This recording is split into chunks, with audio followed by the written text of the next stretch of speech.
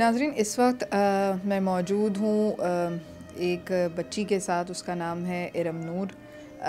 आज प्रोग्राम का जैसे कि टॉपिक है बर्न्स विक्टिम्स पे बात करना, लेकिन यहाँ मैं एक चीज़ बताती चलूँ कि जब हम बर्न्स विक्टिम्स की बात करते हैं या जिनको जला दिया जाता है तेज़ाब से, तो उसमें हमारे जहन में सिर्फ ख़वातीन ही आती हैं। डेफ़िनेटली पाकिस्तान का ये बहुत बड़ा प्रॉब्लम है, इसके ऊपर बहुत ज़्यादा काम भी हो रहा है, लेकिन काम भी इस हद तक हो रहा है नाज़रीन कि सिर्फ डॉक्यूमेंट्रीज़ की हद तक और अवार्ड्स लेने की हद तक। लेकिन अगर हम अमली इक़दामात के बारे में बात करें तो उसमें कोई ऐसी पेशरफ़ नज़र नहीं आती। बड़ी बड़ी असम्बलियों, बड़े बड़े ऐवानों के अंदर बिल्स पेश होते रहते हैं, लेकिन उसके बावजूद वंस अगेन हकीकत वहीं की वहीं रह जाती है। कोई अमली पेशरफ़ नज़र नहीं आती। इसमें ना सिर्फ ख़वातीन बल्कि ये इसमें मर्द हज़रात भी इसी तरीके से विक्टिम्स बने हैं, क्योंकि नाज़रीन एसिड का हासिल करना बड़ा सस्ता सा तरीका है। इंतकाम बड़ी जल्दी सेटल हो जाता है। चंद रुपए देकर आप किसी भी केमिस्ट की दुकान से एसिड ख़रीद लें और किसी के ऊपर भी जाकर फेंक दें। अब उसके बाद जो कानूनी चाराजोई है वो कहीं होती नहीं है। और जैसे कि पहले भी मतलब मैं अपने प्रोग्राम्स में हर बार इसी चीज़ पे एम्फेसाइज़ करती हूँ कि कानून नाफिज करने वाले इदारे जो हैं, जिसके अंदर हमारी अदलिया मोहतरम भी मौजूद हैं और हमारे पुलिस वाले हजरात भी मौजूद हैं, तो उस पर उनकी कोई सेंसिटिविटीज़ नज़र नहीं आती। अब जैसे मेरे साथ बच्ची मौजूद है, ये सब बातें मैं क्यों कर रही हूँ उसकी वजह है। उसकी वजह यह है कि मेरे साथ जो बच्ची मौजूद है इरम नूर, इसका केस, इसको पहले जलाया गया जब ये बहुत ज़्यादा बीमार थी। जब इसके साथ ये केस हुआ था तो मैं इसको अस्पताल मिलने गई थी, तो उस वक्त इसकी हालत बहुत ज़्यादा ख़राब थी, अब भी बहुत ख़राब है। लेकिन उसके बाद विक्टिम ने जिस शख्स पे शक ज़ाहिर किया था उसकी ना तो गिरफ़्तारी हुई, और उसके बाद जब वो कोर्ट तक बात गई तो जज साहिबान ने फ़ैसला देने से इनकार कर लिया।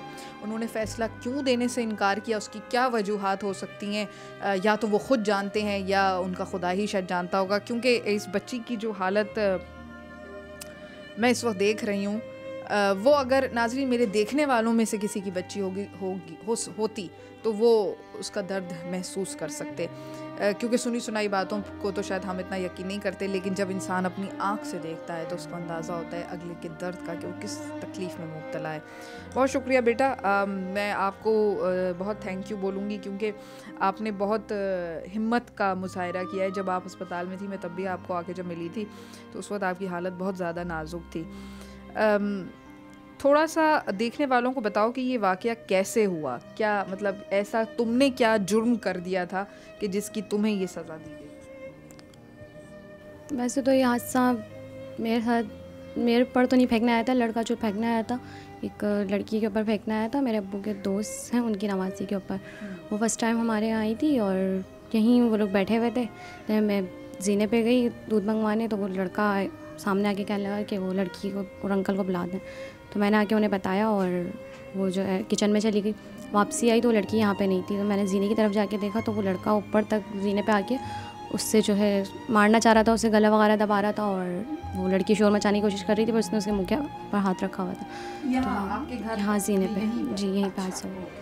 सो मैं वहाँ पे पहुँची हूँ तो मैंने चिल्लाने की कोशिश की। मैंने कहा क्या कर रहे हो, ऊपर तक कैसे आए? तो कह रहा है आप चले आए वरना अच्छा नहीं होगा आपके साथ भी।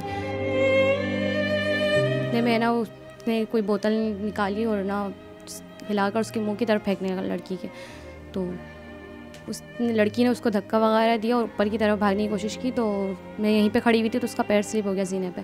तो मेरे तो ज़हन में भी नहीं था उसमें बोतल में क्या है उसके पास। वो लड़का गिर चुका था, लेकिन वो लड़की ऊपर आई तो मैंने उसका हाथ पकड़ के ऊपर खींचने की कोशिश की तो उसने नीचे से पूरी बोतल फेंक दी खोल के। तो वो उड़ती हुई बोतल में से पूरा ऐसे ऊपर तक आया है और वो लड़की के ऊपर तो इतना नहीं आया, वो मुझ पर, वो तो 4% जली और मैं 24% जल रही थी।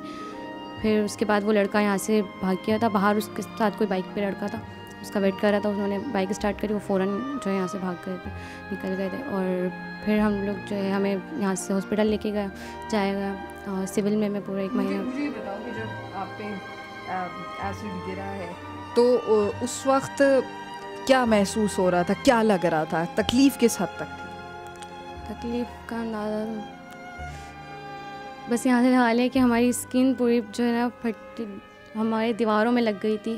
जहाँ हम गुजर रहे थे वो लड़की ने तो फ़ौरन अबाया उतार दिया था, उसने अबाया पहना हुआ था और वो इतना चिल्ला रही थी कि उसमें मैं समझी थी उसको ज़्यादा लग गया और उसकी वजह से अपना भूल गई थी। जब देख के चिल्लाने लगी कि मेरा हाथ सून हो गया था, उस वक्त मुझे कुछ समझ में नहीं आ रहा था। जब रास्ते में एम्बुलेंस में लेके जा रहे थे, रास्ते में तकलीफ़ हुई जिससे मैं बैठ भी नहीं सक रही थी, ना होश था सही से, जबकि वो लड़की इतना चिल्ला रही थी, उसको इतना जली भी नहीं थी।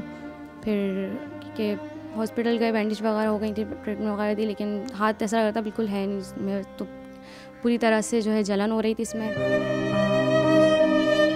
मतलब ये मैं बेटा सॉरी, मैं मतलब ये पूरा नाज़रीन मैं यहाँ पर थोड़ा सा आपको दिखाना चाहूँगी कि इस बच्ची का पूरा हाथ जो है, आप उसकी हड्डी भी यहाँ पर देख सकते हैं कि ये उसकी खाल जो है वो सख्त हो गई है। इस वक्त हाथ लगाते हुए मुझे भी घबराहट हो रही है, क्योंकि मुझे लगता है कि कहीं मैं इसको तकलीफ़ ना पहुँचा रही हूँ। ये पूरी आप नाज़रीन इस बच्ची का हाथ देखिए, ये एक मासूम सी किसी की बेटी है।